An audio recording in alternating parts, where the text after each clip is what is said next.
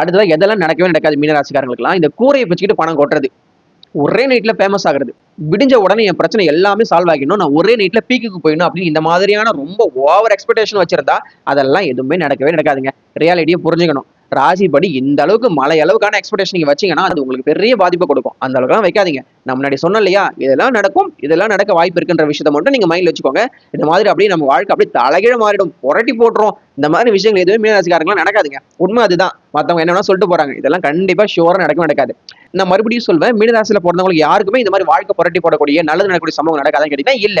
மீனராசியில பொறந்து உங்க ஜாதகப்படி கிரக நிலைகள் நல்லா இருந்து உங்களுக்கு ராஜயோக திசைகள் இப்ப நடந்துகிட்டு இருந்துச்சுன்னா, மீன ராசியில பிறந்தவங்க டாப்புக்கு வருவாங்க, உச்சத்துக்கு வருவாங்க, புகழின் உச்சத்துக்கு வருவாங்க, ஃபேமஸ் ஆகுவாங்க. இன்ஸ்டாகிராம், ஃபேஸ்புக் எல்லாத்துலயும் அவங்கள பத்தி தான் பேசிட்டு இருப்பாங்க. நல்லது செஞ்சு அதன் மூலமா நல்ல விதமான ஒரு ஃப்ரேம் கிடைச்சு லைஃப்ல நல்லா வரக்கூடிய எல்லா விஷயங்களுமே மீன ராசிக்காரங்களுக்கு நடக்குங்க. நீங்க மீன ராசியில பிறந்திருக்கீங்க, உங்க லக்னம் வேற மாதிரி இருக்கும். உங்க லக்னத்துல என்ன கிரகங்கள் உட்காந்துருக்கு, அந்த மாதிரி 12 பாவங்கள் இருக்குங்க. அது எல்லாத்தையும் பார்க்கணுங்க. தசா புத்தி அந்தரம் சூட்சும பிராணன்ற மாதிரி விஷயங்கள்லாம் ப்ரெடிக்ட் பண்ணி தாங்க நம்ம சொல்ல முடியும்.